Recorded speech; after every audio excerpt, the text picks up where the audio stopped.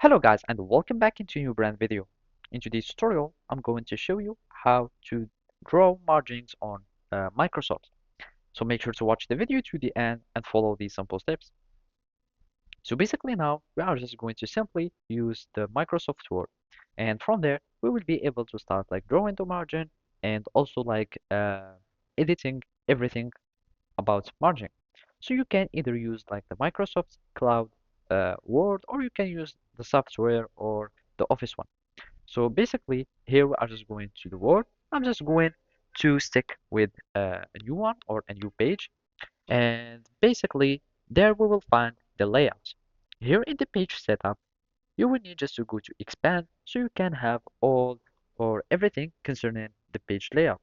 Or here in the margin, you can go to custom margins, and from there you can modify them.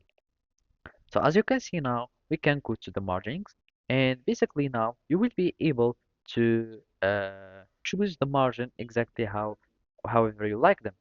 So basically either you can have like a landscape or here, and you can mirror the margin or whatever, or you can basically have some specific margin.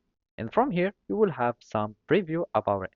Now let's go to the layout, and basically we can see all the things about the margin, and you can add, for example, from the left, you can add from the top and choose however you like the margin. So I'm just going to click on OK now, and I'm going to the layout again, and basically, from there, you will be able, and basically now we will want to go to the layout. Here, we will find something called border. By going to the border, you will be able to draw the margins. And from there, you can also choose like the border style, like the color.